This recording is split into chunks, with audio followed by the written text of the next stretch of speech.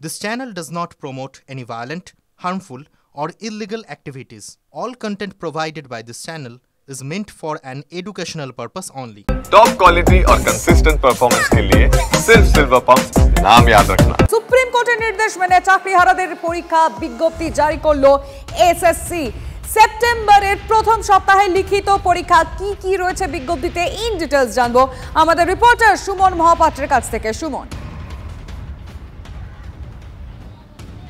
দেখো, বিজ্ঞপ্তি এবং নিয়োগ বিধি দুটোই কিন্তু ইতিমধ্যে প্রকাশিত হয়ে গেছে। 31শে মে যে ডেডলাইন ছিল তার আগে, এবং পরিষ্কারভাবে বলা হয়েছে সেপ্টেম্বরের প্রথম সপ্তাহ থেকে এই পরীক্ষা শুরু হবে এবং নভেম্বরের মধ্যে কিন্তু কাউন্সেলিং শুরু হয়ে যাবে।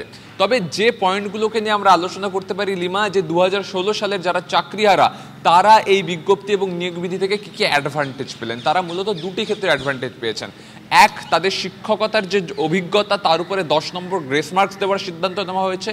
পাশাপাশি লেকচার ডেমনস্ট্রেশনে নতুন একটা বিষয় যোগ হয়েছে, সেখানে তারা 10 নম্বর পেতে পারেন। এইখানে কিন্তু ফ্রেশার্সদের সঙ্গে তাদের একটা তারতম্য ঘটতে পারে, কারণ ফ্রেশার্সদের কাছে কিন্তু শিক্ষকতার অভিজ্ঞতা নেই। পাশাপাশি যে নিয়োগ বিধি তাতে কিন্তু এসএসসি দুর্নীতি থেকে ঠেকে শিখে বেশ কিছু পরিবর্তন এনেছে।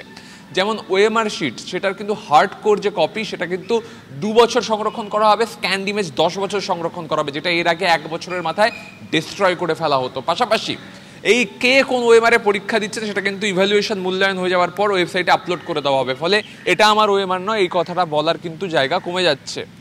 এছাড়া প্যানেলের মেয়াদ, যেটা আগে 1 বছর ছিল এখনও 1 বছর রাখা হয়েছে, শুধুমাত্র সরকারের অনুমতিক্রমে সেটা 6 মাস বাড়ানো হতে পারে। এবার প্রশ্ন যে এই পরীক্ষা কারা বসতে পারবে। দেখো, এই পরীক্ষায় বসতে পারবে যারা যোগ্যতা আছে যাদের, অর্থাৎ যারা গ্র্যাজুয়েশন, মাস্টার্স, বিএড রয়েছে, বিএডে 50% নম্বর রয়েছে তারা।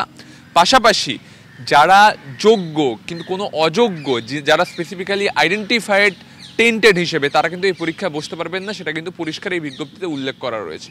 অর্থাৎ বেশ কিছু বিষয় রয়েছে যেগুলোকে নিয়ে ভবিষ্যতে কিন্তু রাজনৈতিক বিতর্ক হবে। লিমা, তুমি সঙ্গে থাকো সুমন, কিন্তু ইতিমধ্যে বিরোধীরা কি বলছেন এই বিষয়ে শুনবো। আমরা কথা বলেছিলাম বিকাশ রঞ্জন ভট্টাচার্যের সঙ্গে, বাম নেতা এবং আইনজীবী। আমরা কথা বলেছিলাম সুকান্ত মজুমদারের সঙ্গে, তিনি কি বলেছেন সেটা শুনবো। যাই করুন না কেন, 2014-2016 যে নিয়ম ছিল সেই নিয়ম মেনেই নতুন করে পরীক্ষা নিতে হবে, তার বাইরে যাওয়ার ক্ষমতা এই রাজ্য সরকারের নেই। সুপ্রিম কোর্টের রায়কে মান্যতা দিতে তারা বাধ্য। অন্য কিছু করলে পরেই আবার বিপদে পড়বেন, এটুকু বলে দিতে পারি। এই পুরনো চাকরিটা সম্পূর্ণ বাতিল হয়ে গেছে মমতার দুর্নীতির জন্য। সেই চাকরির কোনো সুবিধে কেউ পেতে পারে না, এটা বোঝা উচিত। রাজ্য সরকার বারবার জটিলতা ইচ্ছে করে তৈরি করছে, কারণ এই রাজ্য সরকার চাকরি দিতে চায় না। রাজ্য সরকারের ভাড়ার সম্পূর্ণভাবে শূন্য। রাজ্য সরকার ঘুরপথে ওই ডেমনস্ট্রেশনের নাম্বার এবং তার সাথে এই ভাইবার নাম্বার এগুলোকে বাড়িয়ে যোগ্যদের সাথে সাথে অযোগ্যদেরকেও চাকরি পাইয়ে দেওয়ার চেষ্টায় আছে। কারণ এই অযোগ্য যারা, তারা টাকা দিয়েছে ফেলো করি মাখো তেল, এই ফর্মুলায় তৃণমূল কংগ্রেসের, এবং এরাই হচ্ছে তৃণমূল কংগ্রেসের মালিক। আমি কথা বলতে চাইবো আরো একবার আমাদের রিপোর্টার সুমন মহাপাত্রের সঙ্গে। সুমন, দেখো, বিরোধীদের তরফে কি বলা হচ্ছে সেটা আমরা অবশ্যই শোনালাম, কিন্তু যে নতুন দুটো অ্যাডিশন আমরা দেখতে পাচ্ছি এক্ষেত্রে, যেখানে একটা গ্রেস মার্কসের কথা বলা হচ্ছে, এটা নিয়ে কি কোথাও জটিলতা তৈরি হতে পারে? দেখো, শিক্ষকতার অভিজ্ঞতায় 10 নম্বর বরাদ্দ করা হয়েছে এবং লেকচার ডেমনস্ট্রেশন এখানে 10 নম্বর বরাদ্দ করা হয়েছে। To be very frank Lima, যখন এই চাকরি বাতিল হয়নি তখনই কিন্তু এসএসসি এই লেকচার ডেমনস্ট্রেশন অ্যাড করেছিল, সুপারিশ করে পাঠিয়েছিল। ফলে লেকচার ডেমনস্ট্রেশন মানে একজন শিক্ষক পড়িয়ে দেখাবেন ব্ল্যাকবোর্ডে, তার যারা ইন্টারভিউ নিচ্ছেন তারা তাতে 10 নম্বর দেবে। এটা নিয়ে খুব কিন্তু চিন্তার জায়গা নেই। তবে বিতর্ক যেটাকে নিয়ে সেটা হচ্ছে শিক্ষকতার অভিজ্ঞতায়। দেখো, একটা পরীক্ষা, সেই পরীক্ষায় বৈষম্য হয়ে যাচ্ছে। যারা ফ্রেশার্স তাদের কাছে কিন্তু শিক্ষকতার অভিজ্ঞতা নেই, অন্যদিকে যারা 2016 সালের প্যানেলে চাকরি পেয়েছিলেন তাদের কাছে শিক্ষকতার অভিজ্ঞতা আছে। তাহলে কোথাও এই 10 নম্বর কিন্তু এই 10 নম্বর থেকে ফ্রেশার্সরা বঞ্চিত হবেন, ফলে তারা কিন্তু মামলার প্রস্তুতি শুরু করেছেন। এই একটা জায়গায় জট ছাড়া কিন্তু লিমা তেমনভাবে এই বিজ্ঞপ্তিতে কোনো জট নেই। তবে একটা কথা বলে রাখি, সুপ্রিম কোর্ট কিন্তু নির্দেশ দিয়েছিল যে পরীক্ষার বিধি কী হবে, পরীক্ষা কীভাবে নেওয়া হবে তা এসএসসি ঠিক করবে। ফলে এসএসসি এই পদ্ধতিটা ঠিক করেছে। এবার এটা সাংবিধানিকভাবে ঠিক না ভুল, সার্ভিসের যে প্যারামিটার থাকে তাতে ঠিক না ভুল, এটা নিয়ে মামলা হতে পারে। তুমি সঙ্গে থাকো। এই মুহূর্তে আমরা টেলিফোন লাইনে যোগাযোগ করেছি বঞ্চিত চাকরি প্রার্থীদের আইনজীবী বিক্রম বন্দ্যোপাধ্যায় আমাদের সঙ্গে রয়েছেন। আপনার থেকে সরাসরি একটা বিষয় জানতে চাই, কারণ এই মুহূর্তে নতুন বিজ্ঞপ্তি নিয়ে আলোচনা চলছে, যারা চাকরিহারা রয়েছেন তাদের আমরা প্রতিক্রিয়া জানছি, তারা কি মনে হচ্ছে, কিন্তু আপনার থেকে সরাসরি জানবো এটা নিয়ে নতুন করে কি কোনো জটিলতা হতে পারে নতুন বিজ্ঞপ্তি নিয়ে? নতুন বিজ্ঞপ্তিটা পুরোটাই একটা জটিলতা। তার কারণ হচ্ছে সুপ্রিম কোর্ট যা রায় বলে দিয়েছে তার বাইরে বিজ্ঞপ্তি হতে পারে না। এই যে ঘুরপথে যারা এসএলএসসি 2016-তে চাকরি পেয়েছিলেন তাদেরকে একটা টিচিং এক্সপিরিয়েন্স দেওয়ার একটা জায়গা এই আইনে তৈরি করা হয়েছে।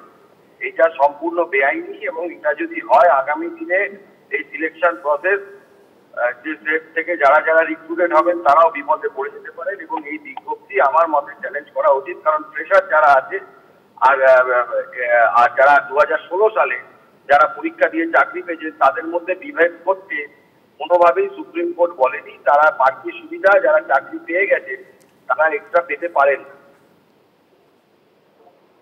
বেশ, ধন্যবাদ আপনাকে। আমরা আমাদের রিপোর্টারদের সঙ্গেও কথা বলবো। সোমা দাস এই মুহূর্তে আমাদের সঙ্গে রয়েছেন। সোমা, একদম সরাসরি নতুন করে যে জটিলতা তৈরি হয়েছে এবং আইনজীবী তরফেও বললেন যেমন বিক্রম বন্দ্যোপাধ্যায় যে গোটা বিজ্ঞপ্তিটাই একটা জটিলতা, তো চাকরিহারারা কিভাবে দেখছেন এই বিজ্ঞপ্তিকে?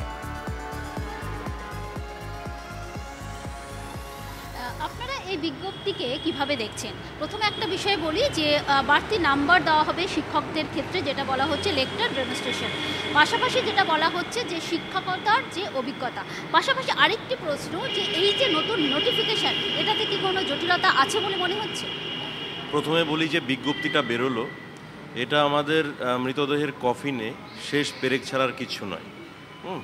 রাতের আধারে, গভীর রাতে বা রাত 1-2টোর পরে যে অ্যাডটা বের করলো, অন্ধকারে আমাদের মেরে ফেলার একটা সূক্ষ্ম প্রচেষ্টা। কোনোভাবেই আমরা পরীক্ষায় বসতে রাজি নই। এর অনেক কারণ আছে, আপনারা সকাল থেকেই শুনছেন। আমরা পরীক্ষা কেন দেব, মোদ্দা কথা হচ্ছে, কারণ আমরা সসম্মানে সবেতনে যদি বহাল থাকতে আমরা পারি, তারপরে আমরা নতুনদের সাথে পরীক্ষা দেব। আমাদের সেটা ক্রাইটেরিয়া অনুযায়ী আমরা তখন চ্যালেঞ্জ দিয়ে আমরা পরীক্ষা দেব। কারণ আমরা একটা পরীক্ষা থেকে সসম্মানে পাশ করে 6-7 বছর চাকরি করার পরে আবার আমাদেরকে স্যাক করে দেওয়া হলো। তারপরে আবার তার সেই জন্য অন্যের দুর্নীতির খেসারত আমাদের ঘাড়ে চাপিয়ে আমাদেরকে পরীক্ষা দেওয়ার জন্য যে বলা হচ্ছে, এটা আমাদের সত্যি মানে কফিনে পেরেক ঠোকার মতন একদম নামান্তর বলতে গেলে। আর বলতে যে ফেসিলিটিসেরগুলো কথা বলছেন যে এক্সপিরিয়েন্সের জন্য 10 নম্বর দেওয়া হয়েছে, এগুলো পুরোপুরি হ্যাঁ এই এক্সপিরিয়েন্সে যে 10 নম্বর দেওয়া হচ্ছে এটা পুরোপুরি আই ওয়াশ আমাদের মনে হচ্ছে। কারণ এইটা দেখিয়ে আমাদের মাথায় হাত বুলিয়ে বলার চেষ্টা করা হচ্ছে যে তোমরা দেখো এই 10 নম্বর দেওয়া হবে, এটা তোমরা এতেই পাস করে যাবে। কিন্তু আসল ব্যাপারটা তা নয়। মেইন খেলাটা হবে ডেমনস্ট্রেশনে যে 10 আর ইন্টারভিউ 10, এই 20টা নম্বর কে না বলতে পারে আমাদেরকে 20-র মধ্যে 4 বা 5-এর কম দেওয়া হবে না। কারণ প্রথম থেকে আমরা স্ট্র্যাটেজিক্যালি আমরা দুর্নীতির শিকার হয়ে আসছি। আমরা তাই কনফিডেন্টলি বলতে পারি না যে আমাদেরকে ওই 20-র মধ্যে যতই ভালো ইন্টারভিউ দিই 20-র মধ্যে যথোপযুক্ত নাম্বার দেবে আমাদের। এটা আমার সেই জায়গায় নেই, কারণ পুরোপুরি আমরা প্রথম থেকে শেষ অবধি দুর্নীতির শিকার। অতএব আমরা পরীক্ষাটাকে পুরোপুরি বয়কট করছি। আপনারা পরীক্ষা বয়কট করছেন এবং আপনারা আজকে একটা মহামিছিলেরও আয়োজন করেছেন। এই মিছিল সম্বন্ধে একটু জানতে চাইব। পুলিশি বাধার মুখে তো পড়বেন, আপনাদের আন্দোলন কোন পথে যাবে? শিক্ষকের সম্মান আজ নষ্ট হয়ে গেছে, আমাদের সম্মান আজকে সব শেষ। সেই আমাদের এই সম্মান আজকে নষ্ট হলো, সেই জন্য এই অন্ধ আইন ব্যবস্থা, যে আইনের জন্য আজকে আমাদের এই দশা, আমাদের করুণ দশা, সেই আইনের প্রতিবাদ স্বরূপ, আমাদের রাজ্যের এই দুর্নীতির প্রতিবাদ স্বরূপ আজকে আমরা শিয়ালদা থেকে অর্ধনগ্ন অবস্থায় সমস্ত শিক্ষক আমরা একদম সিএমের দিকে যাবো, আমরা সিএমের কাছে যাবো, আমরা গিয়ে বিচার চাইব যে আমাদের যে কোনো প্রকারে যে কোনোভাবে আমাদেরকে রক্ষা করা হোক, আমাদের জীবন যাতে একদম শেষ না হয়ে যায়। একেবারেই সোমা, আজকের এই র্যালিতে আমাদের নজর থাকবে যারা চাকরিহারারা, যারা আজকের যে র্যালির কথা বলছিলেন, কারণ তারা আবারও পথে নামছেন। নতুন করে তারা পরীক্ষায় কিন্তু বসতে চান না, এই দাবিতেই কিন্তু আজ অর্ধনগ্ন মিছিলের ডাক চাকরিহারাদের তরফে। সকাল 11টায় শিয়ালদা স্টেশন চত্বরে জমায়েত হবে, তারপরে সেখান থেকে নবান্নের উদ্দেশ্যে মিছিল যাবে। মুখ্যমন্ত্রীর সঙ্গে সাক্ষাতের দাবি চাকরিহারাদের।